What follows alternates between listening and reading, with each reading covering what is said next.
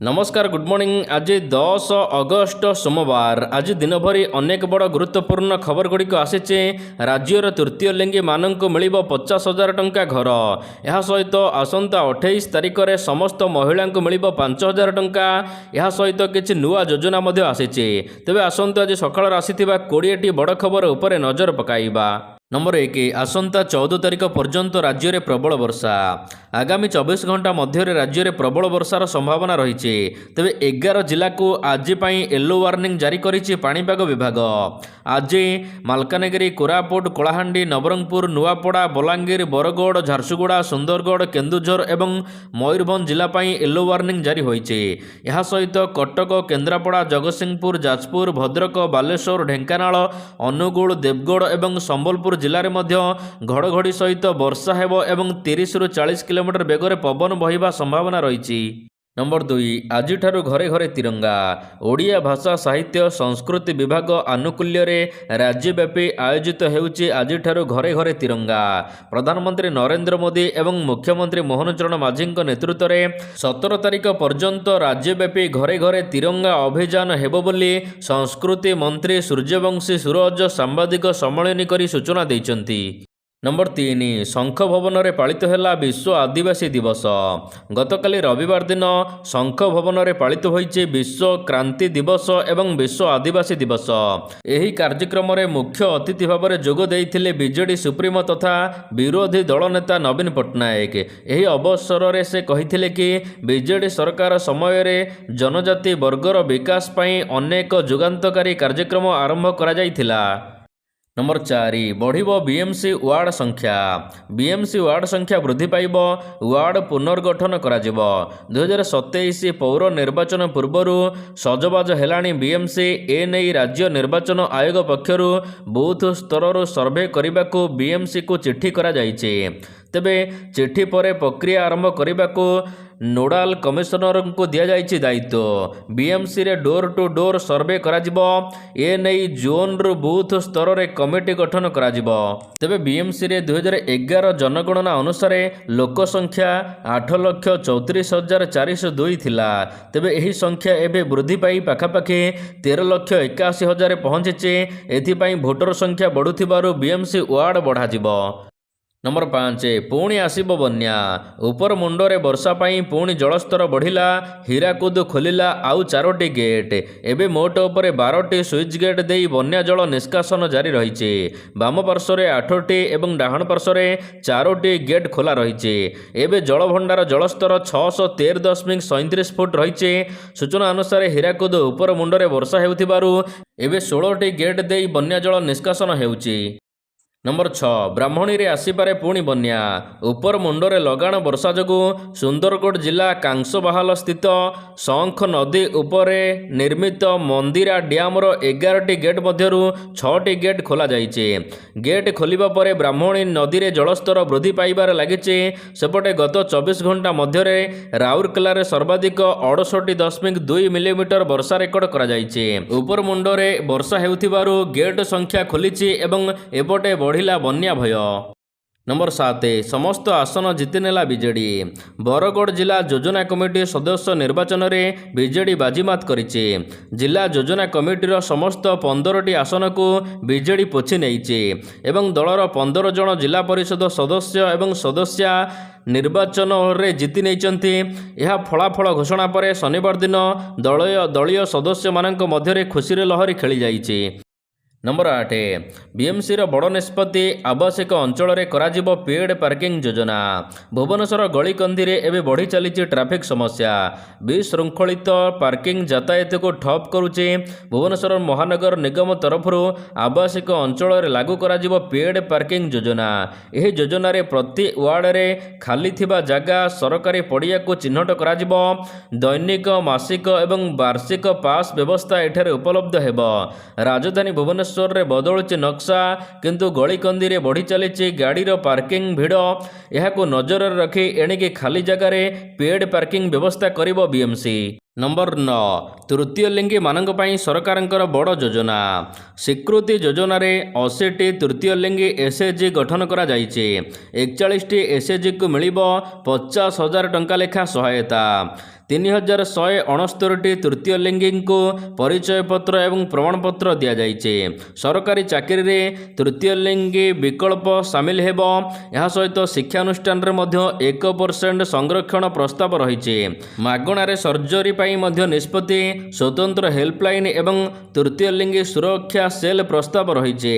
ବସୁନ୍ଧରା ଏବଂ PM ଆବାସ ଯୋଜନାରେ ଘର ଏବଂ ଜମି ମଧ୍ୟ ଦିଆଯିବ ତୃତୀୟ ଲିଙ୍ଗୀମାନଙ୍କୁ। ନମ୍ବର 10, ଓଡ଼ିଶାର ହସ୍ତତନ୍ତ ଐତିହ୍ୟକୁ ଆଧୁନିକ ସହିତ ଯୋଡ଼ିବାକୁ ସରକାରଙ୍କ ବଡ଼ ପଦକ୍ଷେପ। AI ଆଧାରିତ ହ୍ୟାଣ୍ଡଲୁମ୍ ପାର୍କ, ଟସର ସିଲ୍କ ପାର୍କ ସହିତ ନୂଆ ଭିତ୍ତିଭୂମି। ସ୍ଥାୟୀ ଫ୍ୟାସନ୍ ପାଇଁ ଶିଳ୍ପ ସହିତ MOU କରାଯାଇଛି। ବିଶ୍ୱ ବଜାରରେ ଓଡ଼ିଶା ହସ୍ତତନ୍ତ୍ରର ପରିଚୟ ବଢ଼ାଇବା ଲକ୍ଷ୍ୟ ରଖିଛନ୍ତି ସରକାର। ଇକୋ ଫ୍ରେଣ୍ଡଲି ଡିଜାଇନ୍, ଏହା ସହିତ ଟେକ୍ସଟାଇଲକୁ ପ୍ରୋତ୍ସାହନ ଦେବାକୁ ସରକାରଙ୍କର ବଡ଼ ପଦକ୍ଷେପ। ସ୍ୱତନ୍ତ୍ର ବିକାଶ ସହିତ ବୁଣାକାରଙ୍କ ଆର୍ଥିକ ସଶକ୍ତିକରଣ ଉପରେ ସରକାର ଗୁରୁତ୍ୱ ଦେଉଛନ୍ତି। ନମ୍ବର 11, ରାଜ୍ୟରେ ଜଣେ ଶିକ୍ଷକରେ ଚାଲିବନି ସ୍କୁଲ। ରାଜ୍ୟରେ ଜଣେ ଶିକ୍ଷକ ବିଶିଷ୍ଟ ସରକାରୀ ପ୍ରାଥମିକ ବିଦ୍ୟାଳୟଗୁଡ଼ିକରେ ତୁରନ୍ତ ଅତିରିକ୍ତ ଶିକ୍ଷକ ନିଯୁକ୍ତି କରିବା ଉପରେ ସରକାର ଗୁରୁତ୍ୱ ଦେଇଛନ୍ତି। ଏନେଇ ସମସ୍ତ ଜିଲ୍ଲାପାଳ ଏବଂ ଜିଲ୍ଲା ଶିକ୍ଷା ଅଧିକାରୀଙ୍କୁ କଡ଼ା ନିର୍ଦ୍ଦେଶ ଦିଆଯାଇଛି। ଜଣେ ଶିକ୍ଷକଙ୍କ ଭରସାରେ ଚାଲୁଥିବା ସ୍କୁଲଗୁଡ଼ିକୁ ଚିହ୍ନଟ କରାଯାଇ ତୁରନ୍ତ ସେଠାରେ ଶିକ୍ଷକ ନିଯୁକ୍ତି କରାଯିବ। 15 ଦିନ ମଧ୍ୟରେ ଏହି ବ୍ୟବସ୍ଥା କରିବାକୁ କୁହାଯାଇଛି। ନମ୍ବର 12, ଆର୍ଯ୍ୟପଲ୍ଲୀକୁ ଗିଳୁଛି ସମୁଦ୍ର। ଦୈନିକ ଜଳପତନ ବୃଦ୍ଧି ହେବା ସହିତ ଜଳବାୟୁର ପରିବର୍ତ୍ତନ ଯୋଗୁଁ ସମୁଦ୍ରର ଉଚ୍ଚ ଜୁଆର ସ୍ଥଳଭାଗକୁ ମାଡ଼ି ଆସୁଛି। ଦିନ ଥିଲା ଗଞ୍ଜାମର ଆର୍ଯ୍ୟପଲ୍ଲୀ ପାଖରୁ 3 କିଲୋମିଟର ଦୂରତାରେ ଥିଲା ସମୁଦ୍ର। ଆଉ ମାତ୍ର ଏବେ ଗାଁ ନିକଟରେ 10 ମିଟର ଦୂରତାରେ ରହିଛି ସମୁଦ୍ର। ଏଥିପାଇଁ ତୁରନ୍ତ ପଦକ୍ଷେପ ନେବାକୁ ଆଜି ଗୋପାଳପୁର ବନ୍ଦର ଗେଟ୍ ସମ୍ମୁଖରେ ଆନ୍ଦୋଳନ କରିବାକୁ ଚେତାବନୀ ଦେଇଛନ୍ତି ଆର୍ଯ୍ୟପଲ୍ଲୀ ଗ୍ରାମ୍ୟ କମିଟି। ନମ୍ବର 13, ସାଇବର ଠକେଇ ଏତଲା ପାଇଁ ନୂଆ ପୋର୍ଟାଲ ସେବା ଆରମ୍ଭ। ସାଇବର ଠକେଇର ଶିକାର ହୋଇଥିବା ଲୋକଙ୍କ ପାଇଁ ଖୁସି ଖବର। ଏଣିକି ଫେରାଦ ଦେବାକୁ ଆପଣମାନଙ୍କୁ ଯିବାକୁ ପଡ଼ିବନି ଥାନା, ସିଧାସଳଖ ଆପଣ ଘରେ ବସି କରିପାରିବେ FIR। ଆଉ ବାରମ୍ବାର ଥାନା କିମ୍ବା ବ୍ୟାଙ୍କକୁ ଦୌଡ଼ିବାକୁ ପଡ଼ିବ ନାହିଁ। ଅନଲାଇନ୍ ମାଧ୍ୟମରେ ମଧ୍ୟ ଆପଣ 2ଟି ପୋର୍ଟାଲରେ କରିପାରିବେ ଆବେଦନ। ଭାରତ ସରକାରଙ୍କ ଦ୍ୱାରା 2ଟି ପୋର୍ଟାଲ କରାଯାଇଛି। ଗ୍ରିଭାନ୍ସ ରେଡ୍ ସେଲ୍ ମଡ୍ୟୁଲ ଏବଂ ମନି ରେଷ୍ଟ୍ରେସନ୍ ମଡ୍ୟୁଲ ନାମରେ 2ଟି ପୋର୍ଟାଲ କାର୍ଯ୍ୟକାରୀ ହୋଇଛି। ନମ୍ବର 14, ଅଗଷ୍ଟ 28 ତାରିଖରେ ସମସ୍ତ ମାଆମାନେ ପାଇବେ 5,000 ଟଙ୍କା। ଓଡ଼ିଶା ସରକାରଙ୍କର ମହିଳା କଲ୍ୟାଣ ଯୋଜନା ସୁଭଦ୍ରା ଯୋଜନାରେ ଯୋଗ୍ୟ ହିତାଧିକାରୀମାନେ 28 ତାରିଖ ଅର୍ଥାତ୍ ରାକ୍ଷୀ ବନ୍ଧନରେ ପାଇବେ ପଇସା। ଶୁକ୍ରବାର ଦିନ ଏନେଇ ଉପମୁଖ୍ୟମନ୍ତ୍ରୀ ସୂଚନା ଦେଇଛନ୍ତି କି ଜୁଲାଇ 25 ପରେ ସମସ୍ତ ଆବେଦନଗୁଡ଼ିକର ଯାଞ୍ଚ କରାଯାଇଛି ଏବଂ ଯେଉଁମାନେ ଆବେଦନ କରିଥିଲେ ସେମାନଙ୍କୁ ମଧ୍ୟ ମିଳିବ 5,000 ଟଙ୍କା। ନୂଆ ପୁରୁଣା ସମସ୍ତଙ୍କୁ ମିଳିବ ସୁଭଦ୍ରା ଯୋଜନାରେ 5,000 ଲେଖା ଟଙ୍କା। ନମ୍ବର 15, ମ୍ୟାଲେରିଆ ବ୍ୟାପୁଛି, ଭୟ ବଢ଼ୁଛି। ସମ୍ବଲପୁର ଜିଲ୍ଲା ନାକ୍ଟିଦେଉଳ ବ୍ଲକ ଅଞ୍ଚଳରେ ମ୍ୟାଲେରିଆ ବ୍ୟାପିବାରେ ଲାଗିଛି। ଗତ ଜାନୁଆରୀ ଠାରୁ ଅଗଷ୍ଟ 7 ମଧ୍ୟରେ ନାକ୍ଟିଦେଉଳ ବ୍ଲକରେ 37 ଜଣ ମ୍ୟାଲେରିଆ ଆକ୍ରାନ୍ତ ଚିହ୍ନଟ ହୋଇଛନ୍ତି। ନମ୍ବର 16, ବିରୋଧୀ ମିଛ କହୁଛନ୍ତି କହିଲେ ମନ୍ତ୍ରୀ। ଧାନ ସଂରକ୍ଷଣ ପାଇଁ ଚାଷୀ ପଞ୍ଜୀକରଣରେ କୌଣସି ଜଟିଳତା ନାହିଁ। ସରକାର ଚାଷୀଙ୍କ ସହିତ ଅଛନ୍ତି। ପଞ୍ଜୀକରଣ ପ୍ରକ୍ରିୟାରେ କୌଣସି ଜଟିଳତା ନାହିଁ ବୋଲି ସୂଚନା ଦେଇଛନ୍ତି ଖାଦ୍ୟ ଯୋଗାଣ ଏବଂ ଖାଉଟି କଲ୍ୟାଣ ମନ୍ତ୍ରୀ କୃଷ୍ଣଚନ୍ଦ୍ର ପାତ୍ର। ସେ ଆହୁରି ମଧ୍ୟ କହିଛନ୍ତି ଯେ ଚାଷୀଙ୍କ ସହିତ ଅଛନ୍ତି ସରକାର। ମାତ୍ର ଜଟିଳତାକୁ ନେଇ ବିରୋଧୀ ଯେଉଁ ପ୍ରଶ୍ନ କରୁଛନ୍ତି ଏହା ସମ୍ପୂର୍ଣ୍ଣ ଭିତ୍ତିହୀନ। କୌଣସି ଜଟିଳତା ନାହିଁ, ବିରୋଧୀ ମିଛ କହୁଛନ୍ତି ବୋଲି ସେ କହିଛନ୍ତି। ନମ୍ବର 17, ବିରଳ ସଂଯୋଗ, ଦିନରେ ହେବ ସୂର୍ଯ୍ୟପରାଗ। ବିଶ୍ୱର ଭୂଗୋଳ ବୈଜ୍ଞାନିକମାନଙ୍କ ପାଇଁ ଏକ ବଡ଼ ଖବର। ଅଗଷ୍ଟ 12 ତାରିଖ ଏକ ସ୍ମରଣୀୟ ଦିନ ହେବ। ଏହି ଦିନ ଗୋଟିଏ ଦିନରେ 24 ଘଣ୍ଟା ମଧ୍ୟରେ 3ଟି ବଡ଼ ମହାକାଶୀୟ ଘଟଣା ଏକା ସାଙ୍ଗରେ ସଂଘଟିତ ହେବ। ଏହି ଦିନ ସୂର୍ଯ୍ୟୋଦୟ ପୂର୍ବରୁ ଗୋଟିଏ ଧାଡ଼ିରେ 6ଟି ଗ୍ରହ ଦେଖିବାକୁ ମିଳିବେ। ଦିନରେ ସୂର୍ଯ୍ୟପରାଗ ହେବାକୁ ଥିବାବେଳେ ରାତିରେ ତାରା ଖସିବା ଭଳି ଉଲ୍କା ବର୍ଷା ମଧ୍ୟ ହୋଇପାରେ। ଅଗଷ୍ଟ 12 ତାରିଖ ସୂର୍ଯ୍ୟ ଉଦୟର ପାଖାପାଖି 30ରୁ 60 ମିନିଟ୍ ପୂର୍ବରୁ ଆକାଶରେ 6 ଗ୍ରହ ବୁଧ, ମଙ୍ଗଳ, ବୃହସ୍ପତି, ଶନି, ନେପଚ୍ୟୁନ୍ ଗୋଟିଏ ସରଳ ରେଖାରେ ଅବସ୍ଥିତ ହେବେ। ନମ୍ବର 18 ଅମରନାଥ ଯାତ୍ରା ସ୍ଥଗିତ। ଲଗାତାର ବର୍ଷା ଓ ଭୂସ୍ଖଳନ ଯୋଗୁଁ ରାସ୍ତାଘାଟରେ ବ୍ୟାପକ କ୍ଷୟକ୍ଷତି ହେବା ପରେ ଚଳିତ ବର୍ଷ ବାବା ଅମରନାଥ ଯାତ୍ରାକୁ ନିର୍ଦ୍ଧାରିତ ସମୟରେ 20 ଦିନ ପୂର୍ବରୁ ସ୍ଥଗିତ କରିଦିଆଯାଇଛି। ସୁରକ୍ଷା ଦୃଷ୍ଟିରୁ ସରକାର ଏହି ନିଷ୍ପତ୍ତି ନେଇଛନ୍ତି। ତେବେ ଆଜିଠାରୁ କୌଣସି ନୂଆ ତୀର୍ଥଯାତ୍ରୀ ଅମରନାଥ ଯାତ୍ରା କରିପାରିବେ ନାହିଁ। ପୂର୍ବରୁ ଯେଉଁମାନେ ଯାତ୍ରୀ ଅଛନ୍ତି ସେମାନଙ୍କୁ ସୁରକ୍ଷିତ ଭାବରେ ଯାତ୍ରା ସମାପ୍ତ କରିବାକୁ ଅନୁମତି ମିଳିବ। ନମ୍ବର 19 ଭାରତ ଉପରେ 100% ଟାରିଫ ଲଗାଇଲା ଆମେରିକା। ୟୁଏସ୍ଏ ଭାରତ ସମେତ 5ଟି ଦେଶ ଉପରେ 100% ଟାରିଫ ଲଗାଇବାକୁ ନିଷ୍ପତ୍ତି ବିଲ୍ ପାସ୍ କରିଛି।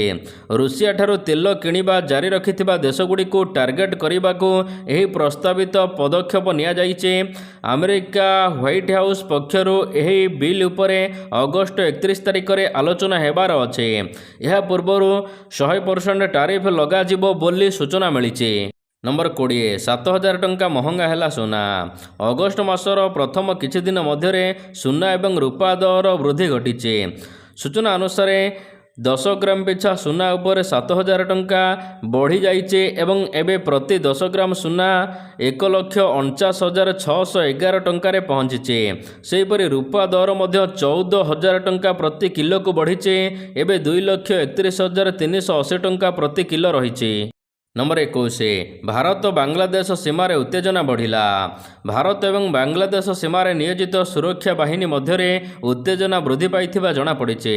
ବାଂଲାଦେଶ ସୀମା ବଳ କହିଛି ଯେ ଭାରତୀୟ ସୀମା ସୁରକ୍ଷା ବାହିନୀ ବାଂଲାଦେଶର ଜଣେ ନାଗରିକଙ୍କୁ ଗୁଳି କରି ହତ୍ୟା କରିଛି। ନମ୍ବର 22 ନିଜ ଦେଶରେ ନିଜେ ବଦନାମ ପାକିସ୍ତାନ। ପାକ୍ ସରକାରଙ୍କ ପାଇଁ ନିଜ ଦେଶ ମଧ୍ୟ ସୁରକ୍ଷିତ ନୁହେଁ। ନିଜ ଦେଶରେ ନିଜେ ବଦନାମ ହେଉଛନ୍ତି ପାକିସ୍ତାନର ପ୍ରଧାନମନ୍ତ୍ରୀ। ପାକିସ୍ତାନ ଅଧିକୃତ କାଶ୍ମୀର ପିଓକେରେ ଚାଲିଥିବା ବିକ୍ଷୋଭକୁ ନେଇ ପାକିସ୍ତାନ ସରକାର ଏବେ ନିଜ ଦେଶରେ ସମାଲୋଚନାର ଶିକାର ହେଉଛନ୍ତି। ନିଜ ଦେଶର ନାଗରିକଙ୍କ ଉପରେ ଅକଥନୀୟ ଅତ୍ୟାଚାର କରିବା ଏହା ପାକିସ୍ତାନ ପାଇଁ ଏକ ସଜା ହୋଇଯାଇଛି।